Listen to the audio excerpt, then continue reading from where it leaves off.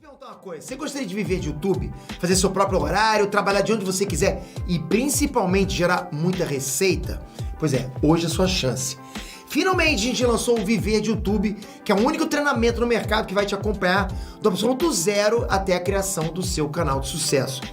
Cara, existe um estereótipo de que um vendedor fala bem, existe um estereótipo que o vendedor ele é mais agressivo, não sei o que lá. Qual que é o perfil de vendedor ideal para qualquer O negócio? perfil que eu busco de vendedor é o cara que tem fome de mudar de vida. Porque vendas tem uma característica diferente de qualquer outra profissão, que o cara ele faz o ganho dele. Não é? Ele não tem um salário definido, ele tem uma remuneração basicamente variável.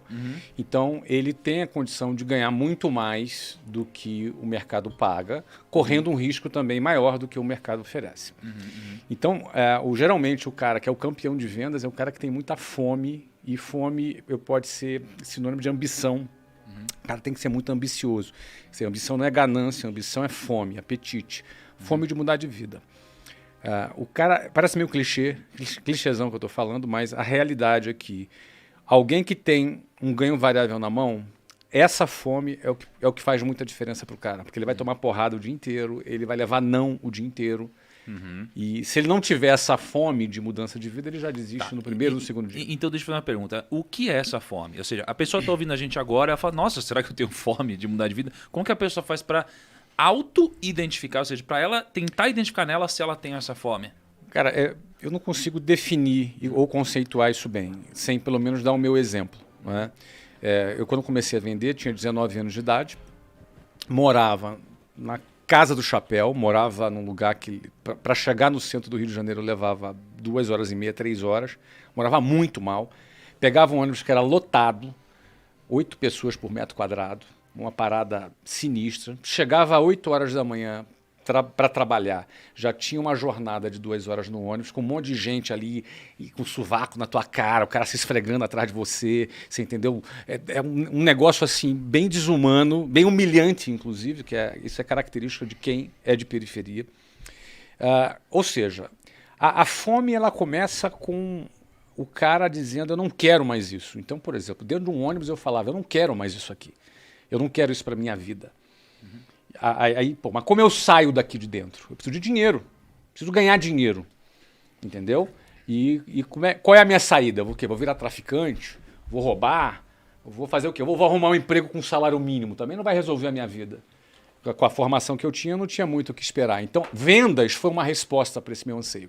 O dia que eu conheci vendas na minha frente, eu falei, cara, é por esse caminho que eu vou sair daqui. Então, a minha primeira fome, Thiago, não foi nenhuma ambição de ter um carrão, ou de morar num lugar legal, ou de investir na bolsa. Isso nem passava pela minha cabeça.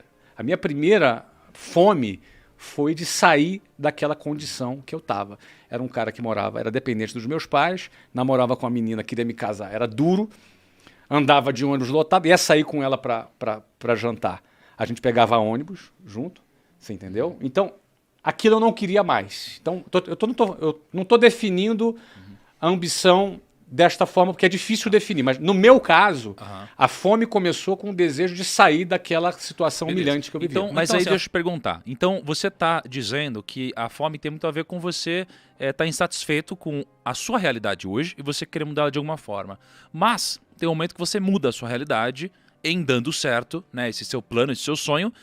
E quando isso acontece... Você tem que renovar. Tem gente que continua sendo bom vendedor. Então o que você está dizendo é que mesmo depois de estar insatisfeito e mudar a sua realidade, para você continuar um bom vendedor, você precisa continuar tendo algum tipo de ambição. Sim. Senão você para de vender. O que eu quero dizer para você é que vendas não é só técnica. Tá? Bom, deixa eu começar dizendo que não é vendas, porque eu acho que as pessoas confundem muito isso. Vendas não é um cara simpaticão, com uma conversa legal, com a lábia de vendedor. Venda não é intuitivo, venda não é um dom, vendas não o cara tem uma vocação. As pessoas acham que para vender, o cara nasceu para vender, vende areia no deserto. Assim, não é isso. Vendas eu classifico como 3 pilares. Uma, ambição. Sem ambição, o cara não vende. Sem ambição, o cara... ele vai vender, ele vai ser até um vendedor medíocre. mas ele não vai ser o campeão, não vai ser o top de performance. O cara tem que ter muita ambição, tá, para ser um campeão de vendas. Segundo, vendas é técnica. Aí sim, o cara precisa ter técnica. O cara consegue aprender a Ele saber. aprende. Vendas se aprende, Qualquer existe uma um. técnica. Qualquer um aprende. Tá? Tímido aprende, cara que se comunica mal aprende. Gago, eu já tive cara gago que vendia pra caramba. Tá legal? Então, técnica. E terceiro, ele tem que ser um gestor de emoções. Porque vendas é uma relação entre expectativa e frustração diária, quase que por hora. São mais nãos do que sim.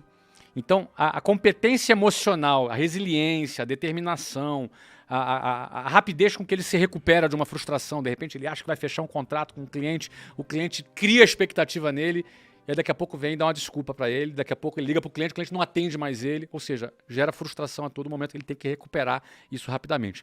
Então esse é o tripé do bom vendedor. Tá? É muita ambição, e ambição, repito, não é ganância, é fome.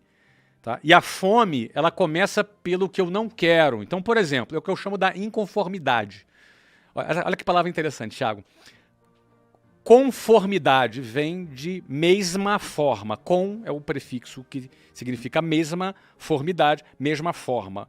Alguém que, por exemplo, ganha a forma de uma determinada circunstância, é alguém que se conformou, ganhou a mesma forma dessa circunstância. Então, essa inconformidade, ela começa com: eu não quero mais isso para minha vida.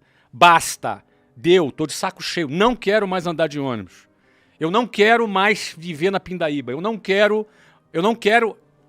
A, logo eu vou buscar o B. Todo mundo quer o B, mas nem todo mundo rejeita o A. Então, para você mudar de A para B, você não pode, não é uma decisão não é uma decisão, não é um acordo, não é uma conciliação, é uma ruptura. Precisa existir uma ruptura com o A para que você conquiste o B. Enquanto o A for aceitável, você se conforma com o A. Quando algo passa a não ser mais aceitável e você rejeita e você dá um basta, aí sim, você começa a ter uma energia para buscar o B.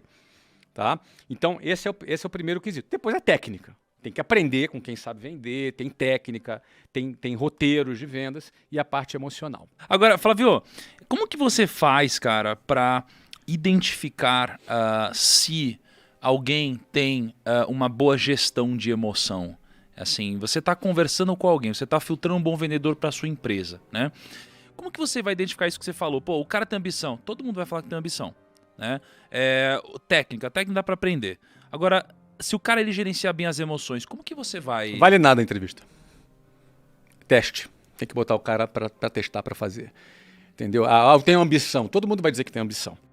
Todo mundo quer alguma coisa melhor, né? Todo mundo diz que quer alguma coisa melhor, mas nem todo mundo rompeu, tá afim de fazer uma ruptura. Porque fazer uma ruptura, cara, tem risco você fazer uma ruptura. Você tem que romper com um A para buscar o B, e se der errado o B, tu fica sem um A, sem um B. Então, o preço, né? A ruptura tem um preço, a ruptura exige coragem, entendeu? A questão é o seguinte, eu sempre pensei, cara, se eu ficar aqui nesse caminho que eu tô, a faculdade lá que eu tava fazendo lá, cara, daqui a 5 anos eu vou ganhar um valor baixo, e aí se der certo mais 5 anos, cara, isso aqui no final da vida eu vou viver de aposentadoria do INSS. Isso é o perigo, entendeu?